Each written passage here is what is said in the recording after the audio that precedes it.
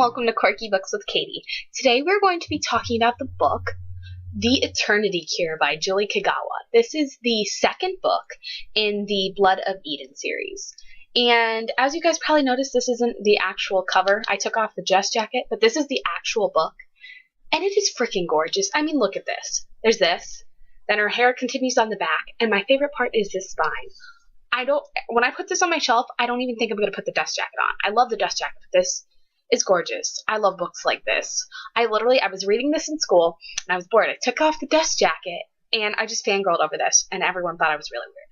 But anyway, I'm going to try not to spoil the Immortal Rules or this book in the first part of the review, and then we're going to go to spoilers.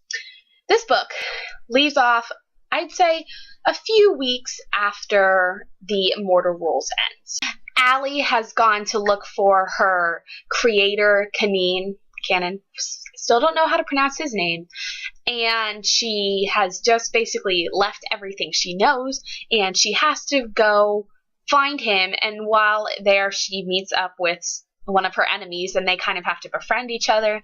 And then someone that we all know and love comes back. And I really enjoyed this book. I actually like this one more than the Immortal Rules, if that's even possible. I just freaking adored this book. But be warned, this book will leave you extremely emotionally damaged. There was at least 5 times during the book I had to put it down because it was just like, nope, I'm done. I just can't do this anymore. I just and for all you people like me who emotionally damage ourselves, there's a cliffhanger ending too. That's pretty bad, even worse than the first one. So slow clap to Julie Kagawa for emotionally damaging me once again. So I would definitely recommend reading the series, or if you've read the Immortal Rules and haven't picked up this one yet, you must. Go do it now. So now we're going to go to spoilers. Okay.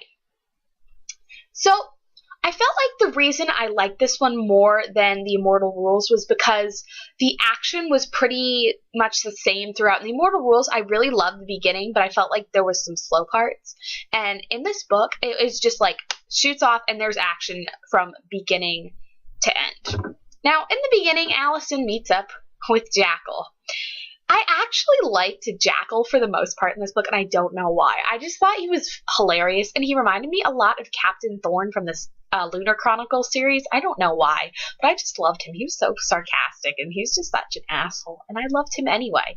But I really like seeing his and Allie's interactions with each other. I think it's really interesting to see that and kind of the whole like vampire family dynamic. I haven't really seen that done in many like vampire books before, where there's like the sire and everyone's like a family. I thought that was very interesting. And the best part, we're in the tunnels. Allison and Jackal decide to go look for Canine, and they're in the tunnel, and Zeke shows up.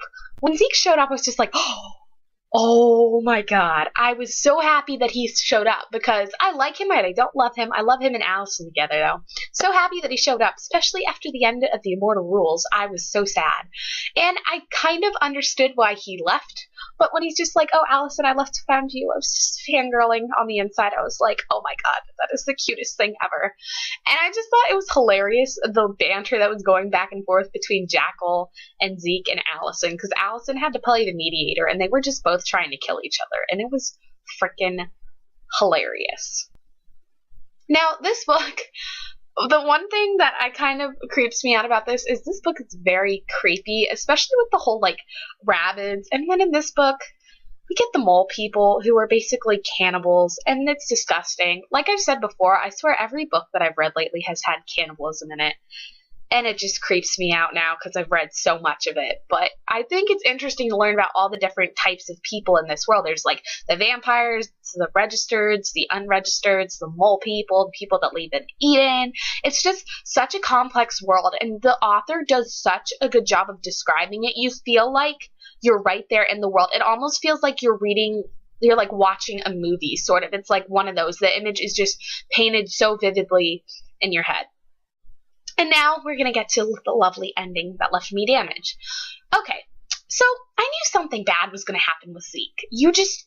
I had that feeling throughout the whole book that something bad was going to happen with Zeke. And then him and Canine both get the new red lung. And I was just like, oh, Allison's going to be left alone. This is going to be awful. And then it turns out that Zeke's blood is the cure. So somehow in Eden, they figured out how to make it cure, which I thought was kind of interesting.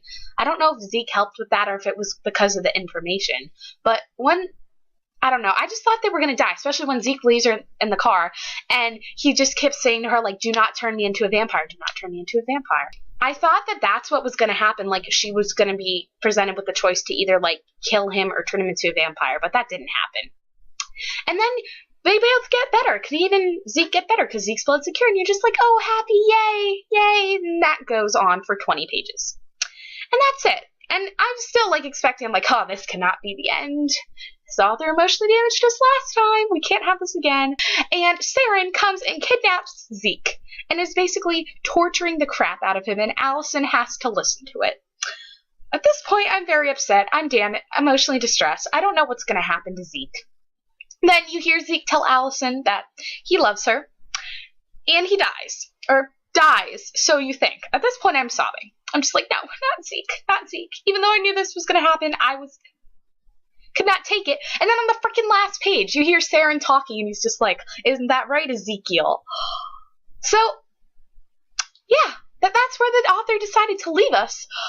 Oh my god, I'm still in a state of, like, distress and panic. I don't know what's going to happen. I feel like something's going to be wrong with Zeke. Like, he's not going to be the same person. I feel like Saren did something to him, or is going to, like, turn him evil, or he's going to be, like, really damaged or something. I don't know. He's not going to be the same person in book 3. Okay, my predictions for book 3. When it comes out, like, next year, which I'm not happy about. This is why I hate binge reading series. But I think that Saren is going to go to Eden, and then Kanine and Allison are also going to go there. And I feel like none of them are really going to be having an open welcome. I'm interested to see how the humans of Eden are going to interact with the vampires.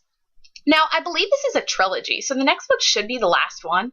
I don't know how they're going to wrap it up or what exactly is going to happen.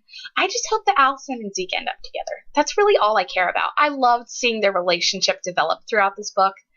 It was just amazing. So overall, I give this book 5 out of 5 stars. I loved it more than The Immortal Rules. And if you have not yet read the series, you must go read this series. It is freaking fantastic. It is the best vampire series I've read since Vampire Academy. So let me know down below if you've read this series or this book, what you thought. So thank you guys for watching. Be sure to subscribe to my channel, and I will talk to you again soon.